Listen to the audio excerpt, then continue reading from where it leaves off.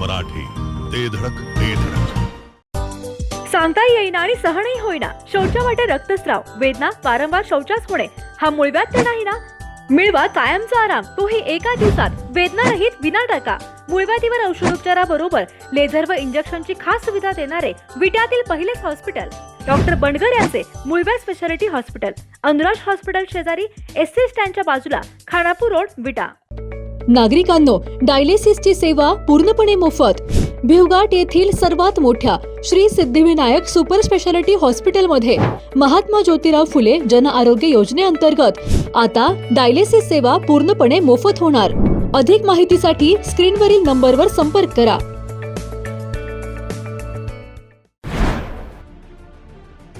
विट्यात कोल्हापूर परिक्षेत्राच्या विशेष पोलीस महानिरीक्षकांची जोरदार एंट्री झाली आहे.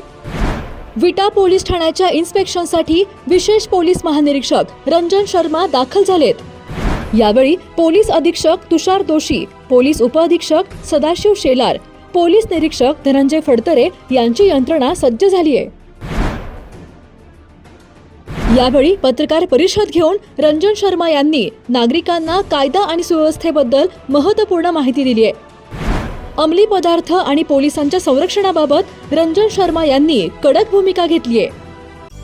ग्रीन हार्वेस्ट नैसर्गिक पेंडीयुक्त खत, नेचर केअरची युक्ती, रासायनिक खतांपासून मुक्ती. Green harvest.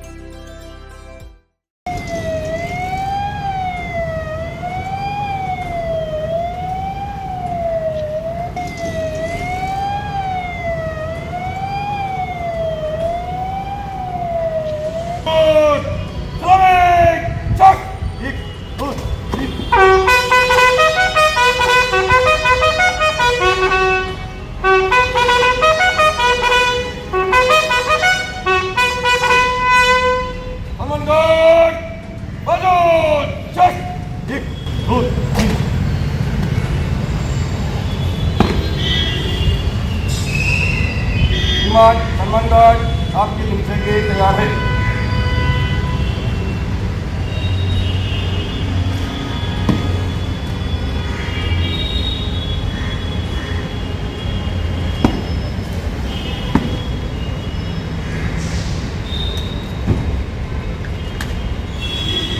सम्मानगढ़ हटल चक. एक दो. सम्मानगढ़ कंट्री करे अधिकार विचार कर.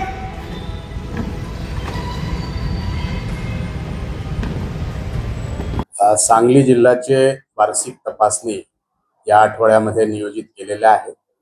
17 ते 22 तारीखपर्यंत. या दरम्यान जे आहे ते 2 SDP ऑफिस, 2 पोलीस स्टेशन आणि SP ऑफिसचे सर्व ब्रांचेस यांचे तपासणी होणार आहे.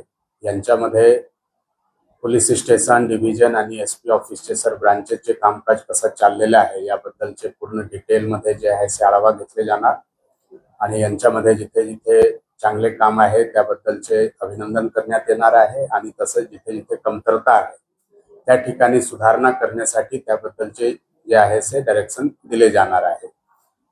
वार्षिक तपासणी पोलीस विभागासाठी जे आहे ते महत्त्वाचे काम असते आणि यांच्यामध्ये जे आहे ते आपला जे ऑफिसेस आहे त्यांचे कामकाज कसं चाललेले आहे याबद्दलचे सर्व प्रकारचे जे आहे निरीक्षण केले जातात. यांच्यामध्ये परेड पण असते, यांच्यामध्ये जितके वेपन्स असते, दारुगोला वगैरे जे असतात त्यांचे पण निरीक्षण होतात की ते सर्व व्यवस्थित आहे किंवा नाही. आणि लोकांचे जे आहे समाधान होईल यासाठी जे आहे ते जे गुन्हे वगैरे दाखल होतात हे सर्व वेळेवर चार्जशीट झाला पाहिजे आणि योग्य पुरावासह चार्जशीट झाला पाहिजे. तसेच लोकांचे जे इतर काम असतो, पोलिसांकडे पासपोर्ट व्हेरिफिकेशन असतात, कॅरेक्टर व्हेरिफिकेशन असतात, सण त्योहारचे जे हे असतात त्यांच्यासाठी परवानगी असते, बाकी इतर बंदोबस्त असतात, हे सर्व व्यवस्थित होतात की नाही हे सर्व चेक केले जातात. तसंच आपल्या लोकांची कुठलाही कायदा व सुव्यवस्था प्रश्न हाताळण्याची कसं जे आहे ते प्रशिक्षण आहे, तयारी आहे, यांचेही रिव्ह्यू आहे घेतले जातात. यांच्यामुळे की पोलीसचे जे पूर्ण स्टाफ, अधिकारी, अंमलदार आहे ते ऍक्टिव्ह राहायला पाहिजे आणि कुठल्याही परिस्थिती जर आला तर ते हाताळण्यामध्ये सक्षम राहायला पाहिजे. अशा प्रकारचे या तपासणीचे नियोजन असतात.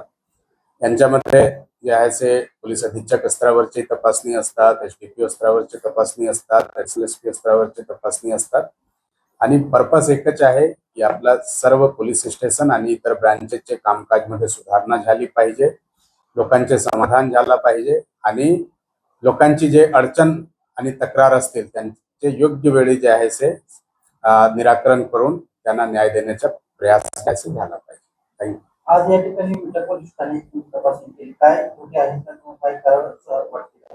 नाही, आता ते चालू आहे तपासणी आणि ते डिटेलमध्ये डिस्कस करून त्यांच्यामध्ये जे काही कमतरता असतील त्यांचे जे आहे ते निराकरण करण्यासाठी योग्य सूचना दिल्या जाईल. राजकीय दौरे आणि करणारे कोणी पोलिसांना खूप प्रचंड ताण येतोय. अक्षरशः पोलिसांना आम्ही बघतो की काही वेळा त्यांच्या फिजिकल फिटनेससाठी सुद्धा वेळ मिळत नाही. पोलिसांची संख्या कमी पडते असं वाटते. बरोबर आहे, आपल्याकडे संख्यामध्ये कमतरता असते कारण की लोकसंख्यामध्ये वाढ होत असतात आणि लोकसंख्यामध्ये वाढ झाला की गुन्ह्याचे वेगळे वेगळे नवीन पद्धत ज्यांच्यामध्ये आता जर उदाहरण दिलं तर सायबर क्राईम खूप वाढलेले आणि त्यांचे तपासही थोडा जास्त जे आहे ते किचकट स्वरूपाचे असल्यामुळे त्यांच्यामध्ये आपला खूप वेळ जातात. तर पोलिसांचे जे आहे ते संख्या नक्की कमी आहे, जशा प्रकारची चॅलेंजेस वाढलेले आहे, जशा प्रकारचे काम वाढलेले आहे. परंतु आम्ही त्याचमध्ये की आपला जे उपलब्ध स्टाफ आहे त्यांना योग्य प्रशिक्षण देऊन आणि तांत्रिक ज्ञानाचे वापर करून तसं आपण जे आहे ते कमी वेळामध्ये जास्त काम करू शकतो. तसं सोबत मल्टीटास्किंग जे म्हणतात की एकाच वेळी आपण 3, 4, 5 प्रकारचे काम करत असतो. त्यांच्यामध्ये समजा की गुन्हा दाखल झाला तर त्यांचे इन्व्हेस्टिगेशनचे काम, VIP बंदोबस्तचे काम, इतर सण त्योहार किंवा इतर बंदोबस्तचे काम, अशा प्रकारचे आपण एकाच वेळी बरेच काम करत असतो आणि त्यासाठी जर आपलं योग्य तंत्रज्ञानाचा वापर केला तर नक्की जे आहे ते आपण जास्त चांगल्या पद्धतीने काम करू शकतो. हे आमचे मानस असतात की आमचे लोक जास्तीत जास्त प्रशिक्षित असलं पाहिजे. तर त्यासाठी आम्ही त्यांना सायबर क्राईममध्ये, इकॉनॉमिक क्राईममध्ये आणि इतर जे तंत्रज्ञान आहे ते सर्व देण्याचा प्रयास करतो आणि जर यांचे त्यांनी वापर चांगल्या पद्धतीने केला तर आपल्या जे कामाचे ताण आहे ते कमी पण होईल आणि कमी वेळात आपण जास्त चांगले रिझल्ट देऊ शकतो. शहरामध्ये अंमली पदार्थ आणि नशीचे पदार्थ आपण सोडण्यावर वळलेले आहेत. त्यासाठी काय उपाययोजना? यांच्यामध्ये मी सर्व समाजाचे घटकाचे आवाहन करतो की पोलीस खाता यांच्यामध्ये जे आहे ते चांगले काम करण्याचा प्रयास करतच आहे, परंतु सर्व घटकाकडून ही अपेक्षा आहे की यांच्यामध्ये जे आहे जर त्यांना काही माहिती मिळाली तर लगेच ते पोलीस स्टेशनला शेअर करू शकतात किंवा डायल 112 आहे त्यांच्यावर माहिती देऊ शकतात आणि त्यांच्यावर जे आहे ते तात्काळ जे आहे ते कारवाई होते. तसंच आपले जे नवयुवक मंडळी आहे, जे मुले आहेत ते या मार्गावर जाऊ नये त्यासाठी जे आहे ते सर्व पालकांना मी आवाहन करतो की त्यांनी आपल्या मुलांवर चांगले लक्ष ठेवलं पाहिजे की ते काही वाईट मार्गावर तर चाललं नाही आणि जर काही त्यांना डेव्हिएशन दिसत असतील तर तात्काळ जे आहे ते मनोचिकित्सकाकडे घेऊन जाऊ शकतात आणि त्यांना वाटलं की हे जे आहे ते ड्रग्समुळेच होत आहे आणि ड्रग्सचे सप्लाय कुठून होत आहे अशी जर काही माहिती मिळाली तर ते माहिती तात्काळ डायल 112 किंवा ज्या पोलीस स्टेशनमध्ये येऊन अधिकारीला देऊ शकतात. काही ठिकाणी पोलिसांवरही प्रकार करतात, त्यांनाही त्यांच्यावरही अटॅक केला जातोय. तर पोलिसांचा दराव वाढावा, जर बसवली काय होईल? पोलिसांवर काही वेळ जे काम करत असताना किंवा आरोपी पकडण्यासाठी गेलं तर त्यावेळी जे आहे ते आरोपीकडून जे आहे ते पोलिसांवर हल्ले होण्याच्या पण इन्सिडेंट येत आहे. त्यासाठी जे आम्ही सांगतो आपल्या सर्व स्टाफला की त्यांनी पूर्ण तयारीनिशी गेली पाहिजे. जसं रात्रीचे पेट्रोलिंग जर करत असेल तर रात्री पेट्रोलिंग मध्ये त्यांनी रायफल घेतला पाहिजे, वेपन घेतला पाहिजे. एखाद वेळ जर गुन्हेगाराने त्यांच्यावर जर हल्ला करण्याचा प्रयास केला तर ते आत्मसंरक्षणार्थ जे आहे ते आपलं वेपन वापरू शकतात. दुसरा जे आहे लोकांना आवाहन करतो की जर अशी घटना म्हणजे पोलीस आपलं कायदेशीर काम करण्यासाठी आरोपी पकडण्यासाठी गेले आहेत, त्यांना जर काही करायचे असतील तर कोर्टमध्ये त्यांनी जे आहे आपला बाजू जे आहे मांडावा. परंतु ज्यावेळी पोलीस जातात त्यावेळी जर त्यांच्यावर हल्ला केला तर आणखी एक गुन्हा त्यांच्यावर दाखल होतील. तर तसं कोणी करू नये. त्यांचे काही अडचण असतील तर सर्व वरिष्ठ अधिकारी जे आहे ते आम्ही 24/7 अवेलेबल असतो. कधी ते आम्हाला व्हॉट्सअप मेसेजेस, SMS किंवा कॉलद्वारे माहिती देऊ शकतात की त्यांच्यावर जर काही गैरप्रकार होत असतील तर. आणि शेवटी ते कोर्ट आहेच, तिथे जाऊन ते आपल्या बाजू मांडू शकतात आणि जर त्यांची बाजू बरोबर असतील तर कोर्टाकडून त्यांना जे आहे ते रिलीफ नक्की मिळणार आहे.